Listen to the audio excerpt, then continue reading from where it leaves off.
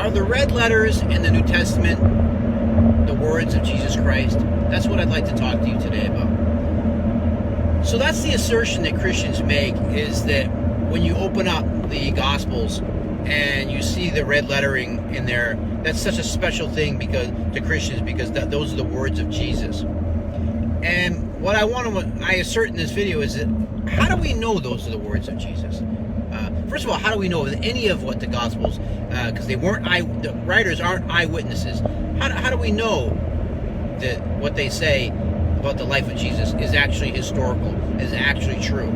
Simply because it appears in this collection. Like I said, it doesn't appear in any other extra biblical sources. So how do we know that just the general story is true? Never mind the actual verbatim words that were, written several decades after the time. And now, maybe it was written down somewhere else. Well, that's what the idea of this Q source, that maybe much of what the gospel writers write comes from some other source. It certainly seems as though they plagiarized one another in retelling the story. They left out certain details. They added things in that don't appear in the, if you watch, and I've mentioned this in other videos, you can see this is very apparent from the book of Mark, Matthew, Luke, and John. By the time you get to John, it's on steroids. I mean, in terms of like what it writes about, the stuff that John writes about that Mark never did, and that Matthew never did, and Luke never did.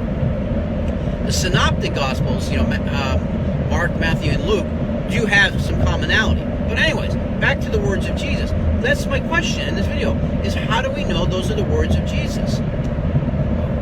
I don't think that we do. And if one writer, let's say Mark, okay, because he wrote first, the book of Mark was written first, has words attributed to Jesus, has dialogue going on, right? And in different situations, of maybe parables or different conversations that he's having with the disciples or whomever, right? If it's really a historical record, wouldn't we see, why would we only see segments? Now, I'm not saying there aren't the same stories, but what I do see in the Gospels, in all four of them, is different dialogue that doesn't appear in the other, that they don't cross-check. So if Jesus says one thing in Mark, why wouldn't it appear in Matthew? I mean, unanimously. I mean, there's quite a bit of detail. So that's one of the things I noticed in my video that I did when I did the research for the Easter resurrection story, that there's dialogue that exists. There's things that are attributed to Jesus that we have to concede that, well, if he said it here, he should have said it over there. Why would new developments, why would new dialogue be emerging in other books that were written later? Unless, of course, the writers are embellishing. I mean, if there's one source for all, it's an oral tradition. Oh, well, you remember this is what you... And that was always the thing. If it's an oral tradition, how on earth are they able to play the telephone game and say, Jesus said this, and at this point in time... So you see that it's most likely fiction. That's what we're looking at here, is good storytelling. Not that this is a historical document. It tries to portray itself as a historical document, as these are historical events, but they're just good stories. And the words that are there are probably not Jesus' words. Of course, I know that's very, heretical. It's very, heresy. How dare you suggest these ideas? But I'm not the first and only, and won't be the last to suggest these things.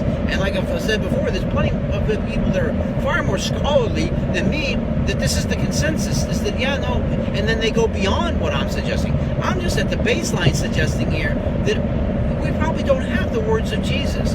And the reason I think that we don't is because they can't be corroborated in the multiple other stories. Now, sometimes there's a variation or two here or there of where he says something similar, but there's extensive dialogue that appears in John, or that appears in Luke, or in Matthew, or in Mark, that aren't. You say, well, maybe they just didn't. But if it's the same story, if it's the same thing that the Gospels are writing about, why would we get new words attributed to Jesus?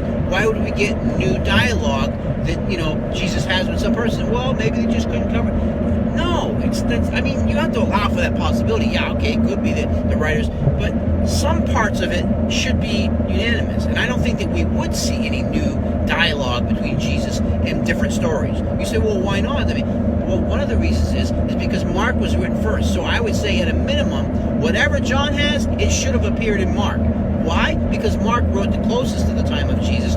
John is the farthest. It shouldn't be the other way around. It shouldn't be that the last gospel written, John, has so much, I don't say embellishments, but has so much, that's what I think it is, but has so much in it that's, it's overload of conversations that, we're supposed to just take face value. Oh yeah, that's the words of Jesus. When we don't know that. Because what we would expect is we would expect the earlier writers, the earlier Gospels that are not eyewitnesses, to contain, at a minimum, whatever the people that wrote after them. It shouldn't be that, by the time, unless, of course, the story is evolving, unless, of course, the story is being retold and added in words of Jesus and then adding in embellishments. But see, if you concede to say, okay, yes, that's probably what happened, then at this point, you have to say, well, we might be able to just discard the New Testament in its entirety and say that it's a fraud, it's a forgery, it's fake, because we know that that's happened too with many of the things that came afterwards. That's why some of those books were not included, because the Christian writers did acknowledge they were forgeries. So how do we know the ones that did make it into the New Testament canon were not forgeries themselves? So again, how do we know that the words of Jesus are the red letters that appear in the New Testament? I don't think that we can know for sure. I think it's a faith issue. That's what Christians would say. You just either take it on faith and believe that those are the words of Jesus. Well, I can believe that I'm some kind of superhero, but that doesn't mean that I am. And no matter how much I want to believe that I'm a superhero, that doesn't make me a superhero. So as much as you may want to believe that the red letters in the New Testament Gospel are the words of Jesus, that doesn't make it true. It's, you know what I'm saying? So no, I don't think there is any way to conclusively know. I think a sifting of the evidence reveals that most likely, because Mark doesn't have things attributed to Jesus saying this and that, and that's the first one that was written to the time. If there was an oral tradition, that's the gospel we would expect to see a majority of the stuff that we see in John. But no, what we do see is that over time, the gospel writers tried to one-up each other and outdo each other in their storytelling and have more and more words attributed to Jesus and have dialogue that doesn't appear in the other. That, to me, is very telling. To me, that says to me that this is not a historical record. This is not recounting actual dialogue, actual conversations that Jesus had with anyone. And of course, that could be, you could also say that that's because the reason those aren't the red letters is because he probably never existed in the first place. Because, again, outside of the Bible, outside of the New Testament Gospels, outside of Paul's, what evidence do we have to support that there was a historical Jesus? Very little, very little. So, no, I don't think that the red letters are the words of Jesus. There was a time in my life that it was nice to think that way, but at some point, I think the Bible makes this reference that when I was a child, I spoke as a child, but when I became an adult, I put away childish things. I think the same thing is true for Christianity.